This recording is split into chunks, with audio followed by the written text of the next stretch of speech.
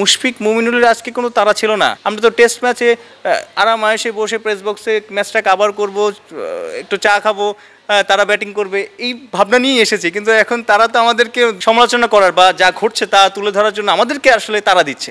International test ম্যাচে যেভাবে out হচ্ছেন সেটা তো আসলে ফার্স্ট ক্লাসও এইভাবে মানুষ আউট হয় না মনে হয়। গামিনী ডিসিলভা বা যারাই উইকেট বানাচ্ছে তারা মনে এখন বুঝতে পারছে না আসলে কী উইকেট হলে বাংলাদেশের ব্যাটারদের বোলারদের ভালো হবে। এই সিলেট টেস্ট দিয়ে নতুন ব্র্যান্ডের ক্রিকেট খেলবে বাংলাদেশ, এমনটাই বলেছেন ক্যাপ্টেন নাজমুল হোসেন শান্ত। কিন্তু দিন শেষে বিপদের টাইগার ব্যাটিং লাইন আপ, এটা কি বাংলাদেশের নতুন ব্র্যান্ড নাকি? আসলে কোন ব্র্যান্ডের ক্রিকেট খেলে বাংলাদেশ এটা ক্রিকেটাররাও মনে হয় জানে না। সেই পুরনো ভুলগুলোই, যেই ভুলগুলো আসলে গত বছর করে আসছে সেই ভুলগুলোই তো আসলে করছে। আপনি শান্ত গতকালই প্রেস কনফারেন্সে বললেন যে আমি গত বছর আমি প্রশ্ন করেছিলাম যে আপনি তো সামনে থেকে নেতৃত্ব দিতে পারছেন না, আপনি তো আসলে 50 বা সেঞ্চুরি সেভাবে করতে পারছেন না। সবশেষ সেঞ্চুরি সিলেটে 1.5 বছর আগে, সবশেষ 50 চেন্নাইতে গত বছর, কিন্তু সেটাও একদম ডেড ম্যাচের, এটা আসলে খুবই ইফেক্টিভ ছিল না বা দলের জন্য প্রয়োজন ছিল না খুব একটা, বা প্রয়োজনীয় কাজে লাগেনি। শান্ত বলছিলেন যে গত বছর আমি 30-40 করে বেশ কয়েকটা আউট হয়েছি, সেটা আসলে ক্যারি করতে হবে। কিন্তু সেই 40 রান করে আজকে যেভাবে আউট হলেন খুব সিলি মিস্টেক বলা যায়। মানে আপনার পয়েন্টে যেভাবে মনে হচ্ছে ক্যাচিং প্র্যাকটিস করাচ্ছেন, হয়তো ভবিষ্যতে ভালো ক্যাচিং প্র্যাকটিস করাতে পারবেন, ভালো ব্যাটিং করেন, স্কিল ভালো, কিন্তু ম্যাচে প্রয়োগ তো ভিন্ন জিনিস। আসলে ম্যাচ টেম্পারমেন্ট, ম্যাচ অ্যাওয়ারনেস। জিম্বাবুয়ের বোলাররা কি খুব জোরে বল করে? 125-30-এ যে ভিক্টর যে প্রথম 2টা উইকেট পেলেন, মুজারাবানিও নেটে যেভাবে জোরে থ্রেড দিয়েছেন এই কদিন আমরা দেখেছি, ম্যাচে কিন্তু সেরকম থ্রেড ছিলেন না। কিন্তু আমাদের সাইকোলজিক্যাল যে প্রবলেমটা, আসলে মানসিকভাবে আমরা যে পুরোপুরি ফিট না, এবং আমরা যে আসলে শর্ট সিলেকশন, বল সিলেকশন এবং ম্যাচ অ্যাওয়ারনেসের যে ঘাটতি, সেটা কিন্তু ব্যাটারদের ব্যাটিংয়ে আউটের ধরনে ফুটে উঠেছে। শুধু শান্তর আউটটা না, আপনি যদি দেখেন সবচেয়ে এক্সপিরিয়েন্স দুজন ক্যাম্পেইনার মুশফিক এবং মুমিনুলের কথা বলতে হয়। এত কিসের তারা আমি জানি না।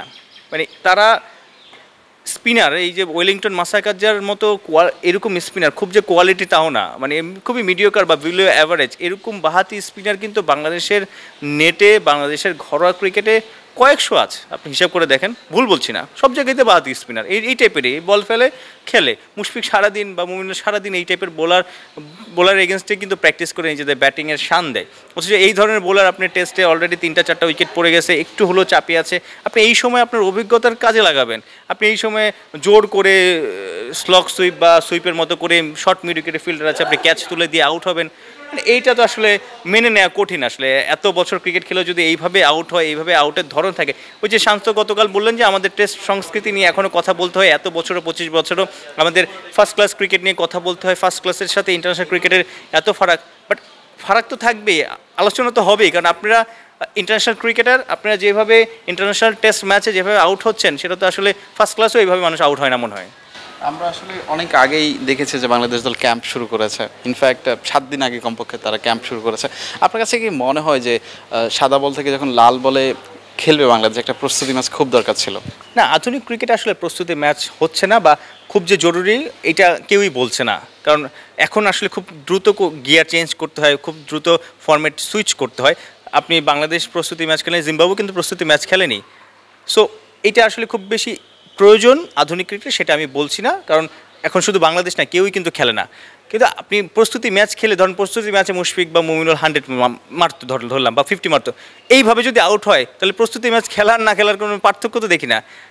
আপনি যদি এমন যদি হতো যে তার মিডলিং হচ্ছে না, তার টাইমিং হচ্ছে না, তার একটা জড়তা আছে, সেটা ভিন্ন আলাপ। কিন্তু তার মুমিনুল 50 হাঁকিয়েছেন, মুশফিকও প্রথম কয়েকটা সুন্দর ডিফেন্স করেছেন, কয়েকটা ড্রাইভ করেছেন, তার তো ছন্দ দেখা যাচ্ছে। এটা হলো আসলে শর্ট সিলেকশন। আপনি মানসিকভাবে কীভাবে ফিট, আপনি প্রতি ঘন্টায় ঘন্টায় আসলে গেম প্ল্যান করতে হবে, প্রতি বোলারের এগেনস্টে আপনাকে নিজে চিয়ার আপ করতে হবে, নিজের গেম প্ল্যান করতে হবে। কিন্তু আমাদের মনে হচ্ছে যে কিসের এত তারা ছিল গতকাল, বা যে আইসিসির যে নারী বিশ্বকাপে বাছাই, সেখানে তারা ছিল ওয়েস্ট ইন্ডিজের মেয়েদের, যে পাহাড় সম চ্যালেঞ্জ আর অলমোস্ট ডিঙিয়ে ফেলেছেন, শেষ মুহূর্তে গিয়ে একটা হোঁচট খেয়েছেন। কিন্তু মুশফিক মুমিনুলের আজকে কোনো তারা ছিল না, আজকে তারা সারাদিন খেলতো।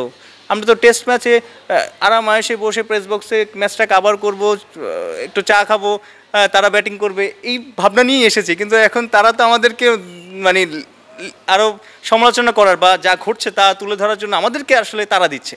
অনেক সময় আমরা বলে থাকি যে বাংলাদেশ দলের ফর্মটা খারাপ, জিম্বাবুয়েকে ডেকে নিয়ে আসো।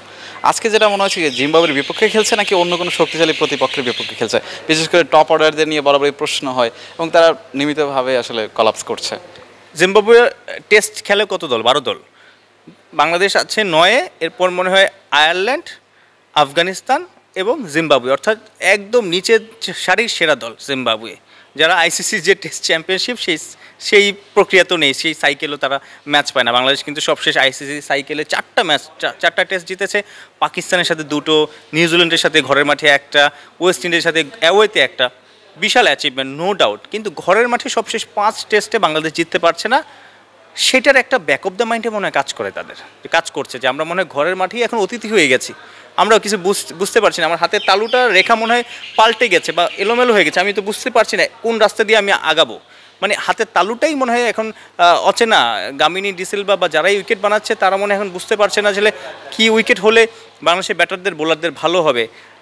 উইকেটের যেমন একটা পরিবর্তন আসছে, কিন্তু খেলার পরিবর্তন আসেনি, তারা আসলে সেই রক্ষণশীল ভাব অর্থাৎ পরিকল্পনাতে, এক্সিকিউশনে, টেস্ট ক্রিকেট অবশ্যই ডিফেন্সিভ অনেকটা খেলা, কিন্তু বাংলাদেশের মানসিকভাবে আসলে তারা ফিট না। এই জন্য জিম্বাবুয়ে একদম বিলো এভারেজ একটা দল, আহামরি বোলিং লাইন আপ নেই, আহামরি মানে প্ল্যানিংও তারা যে করে তা না, একদম দেখবেন যে আপনি ভিক্টর রাউন্ড দ্য উইকেট বা ওভার দ্য উইকেটে এসে 120-25 কিলোমিটার ঘন্টায় বোলিং করছেন, জাস্ট জায়গা মতো ফেলছেন, তারা ভুল করছেন, বারবার ভুল করছেন এবং বাংলাদেশ এখন কলাপস এবং ব্যাকফুটে। জিম্বাবুয়ের ক্রেডিট, তার চেয়ে বড় ক্রেডিট দেওয়া যায় বাংলাদেশের ব্যাটারদের, যারা নিজেদের দলকে আসলে চাপে ফেলেছে বাজে শট খেলে।